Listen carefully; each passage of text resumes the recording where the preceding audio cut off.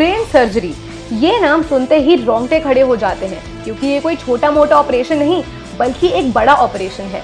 इस ऑपरेशन को करते वक्त लोगों को बहुत डर भी लगता है, क्योंकि ब्रेन हमारे शरीर का वो हिस्सा है जो हमारे सभी ऑर्गन्स को कंट्रोल करता है।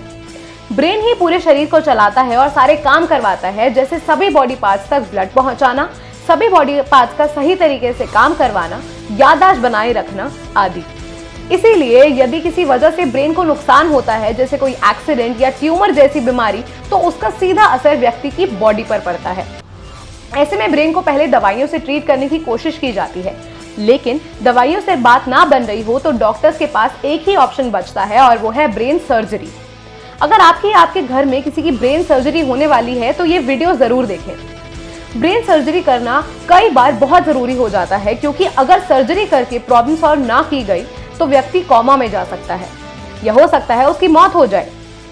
इसीलिए ये बहुत जरूरी है कि ब्रेन सर्जरी के बारे में आपको सही जानकारी हो, ताकि इससे संबंधित डर निकल जाए। चलिए शुरू करते हैं आज का वीडियो, जिसका टाइटल है ब्रेन सर्जरी कैसे होती है। ब्रेन की सर्जरी का प्रोसेस आपको बताएं उससे पहले ये बता दें कि ब्रेन सर्जरी कई तरीके की होती है। जैसे क्रानियोटॉमी सर्जरी है, यानी इस सर्जरी में ब्रेन ट्यूमर का इलाज होता है। इस सर्जरी में पहले व्यक्ति की खोपड़ी में एक कट लगाते हैं और फिर बोन फ्लैप में उस एरिया में होल किया जाता है जिस तरफ ट्यूमर होता है। होल से ट्यूमर को बाहर निकाल दिया जाता है। अगला टाइप है बायोप्सी सर्जरी। इस सर्जरी को ब्रेन के डैमेज टिश्यू को निकालने के लिए किया जाता है।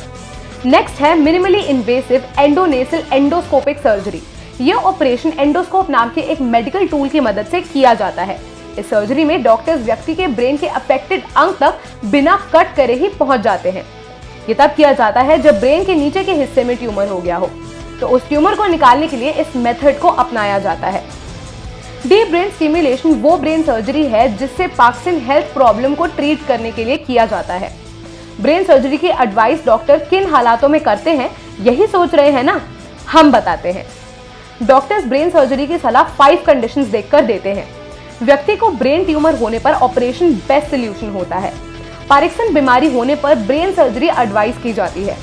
ब्लड वेसल्स यानी व्यक्ति की रक्त वाहिकाएं अगर नॉर्मल नहीं है तो उसे ठीक करने के लिए ऑपरेशन बेस्ट है। ब्रेन में ब्लड क्लॉट्स होने पर या ब्रेन में खून के थक्के जम जाने पर उसे ठीक करने के लिए डॉक्टर ब्रेन सर्जरी एडवाइस करते हैं। जब किसी ट्रीटमेंट के दौरान डॉक्टर को ब्रेन स्टॉक होने का खतरा नजर आता है, तब भी वो यही एडवाइस करते हैं। अब आते हैं हमारे मेन मुद्दे पर, यानी ब्रेन सर्जरी होती कैसे है। ऑपरेशन से पहले व्यक्ति के कुछ मेडिकल टेस्ट होते हैं, जैसे MRI, blood test, CT scan आदि। टेस्ट रिपोर्ट सही निकलने पर ऑपरेशन करना डिसाइड करते हैं। फिर वह व्यक्ति के उस हिस्से के बालों को शेव करते हैं जिस एरिया का ऑपरेशन उनको करना है। अब व्यक्ति को जनरल एनेस्थीसिया दिया जाता है। ये इसलिए दिया जाता है ताकि व्यक्ति बेहोश हो जाए और उसको ऑपरेशन के दौरान तकलीफ ना हो। फिर 3-पिन फिक्सेशन डिवाइस की मदद से व्यक्ति के स्कल को एक पोजीशन में सेट किया जाता है ताकि ऑपरेशन के दौरान स्कल एक ही पोजीशन में रहे। इसके बाद वो स्कैल्प काट कर अलग करते हैं। अब ड्रिलर की मदद से बोन में छोटे छोटे छेद किए जाते हैं। अब न्यूरोसर्जन ग्रैनुअल टॉम को एंटर करते हैं और बोन फ्लैप को कट करके निकालते हैं। इसके नीचे की लेयर को काट कर निकाला जाता है ताकि डॉक्टर्स ब्रेन तक पहुंच पाएं। अब मेडिकल टूल्स जैसे long headed scissor, dissector, laser, ultrasonic aspiration की मदद से ब्रेन को हुई प्रॉब्लम को हटा देते हैं, जैसे डैमेज टिश्यूज या ब्रेन ट्यूमर। ब्रेन की प्रॉब्लम सॉल्व करने के बाद वो ब्रेन की ऊपर की सबसे पहली लेयर ड्यूरामीटर को टांकों की मदद से सील देते हैं और फिर मेटल प्लेट्स और स्क्रूज की मदद से बोन फ्लैप को वापस पहले जैसे पोजीशन में सेट कर देते हैं। ये स्क्रूज और प्लेट्स हमेशा के लिए उसके स्कल में लगे रहते हैं। इसके बाद उस एरिया को काट के स्कैल्प को वापस टांकों की मदद से सील दिया जाता है। अब सर को पट्टियों से बांध दिया जाता है। व्यक्ति को और भी दवाइयां दी जाती हैं जिसमें पेन किलर्स भी होती हैं, जिससे व्यक्ति को टांकों में दर्द न हो। अब करीबन 1 वीक तक व्यक्ति को हॉस्पिटल में रखा जाता है और व्यक्ति की तबीयत में सुधार होने पर उसे डिस्चार्ज कर दिया जाता है। ये प्रोसेस लंबा है और कठिन भी, लेकिन इस सर्जरी की मदद से ना जाने हर दिन कितनी ही जानें बचाई जाती हैं। जब ये सर्जरी नहीं थी तब ब्रेन से जुड़ी प्रॉब्लम्स को सीवियर हो जाने पर व्यक्ति की मौत हो जाती थी। आज के समय में ब्रेन सर्जरी किसी वरदान से कम नहीं है।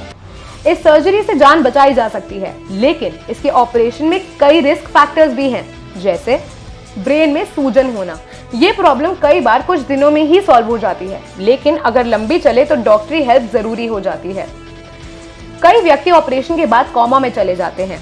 कुछ लोगों की याददाश्त पर असर होता है और कुछ लोगों के देखने और बोलने रिलेटेड प्रॉब्लम्स हो जाती हैं। ये रिस्क है, बट बहुत ही कम केसेस में ऐसा होता है। इसीलिए ब्रेन सर्जरी के बाद व्यक्ति को अपना खास ख्याल रखना चाहिए और डॉक्टर्स कहे अनुसार ही चलना चाहिए। और अगर कोई इशू आता है तो डॉक्टर को तुरंत इन्फॉर्म करना चाहिए और उनसे ट्रीटमेंट लेना चाहिए। अब आप सोच रहे होंगे कि ये ऑपरेशन कितने घंटे चलता है और इस ऑपरेशन को करने में कितना खर्चा हो सकता है। दोस्तों, इस ऑपरेशन में कई बार 3 से 7 घंटे भी लग जाते हैं और इस ऑपरेशन में 70,000 से लेकर 2.5 लाख तक का खर्चा हो सकता है। आप जानते हैं आपको सर्जरी होने वाली है तो आप अपने आप को कैसे तैयार करेंगे, ये हम आपको बताते हैं। वैसे तो डॉक्टर्स आपको कंप्लीट इंस्ट्रक्शंस देंगे कि आपको ऑपरेशन से कुछ दिन पहले से क्या क्या फॉलो करना है। अगर आप कोई न्यूट्रिशनल सप्लीमेंट्स ले रहे हैं या कुछ और ताकत की दवाइयां ले रहे हैं तो वो भी बताएं, क्योंकि हो सकता है डॉक्टर्स आपको वो दवाइयां बंद करने को कहे। इतना ही नहीं, अगर आपकी पहले भी कोई सर्जरी हो रखी है तो वो भी बताएं, और अगर आपको किसी चीज से एलर्जी होती है तो डॉक्टर को उसकी भी जानकारी दें।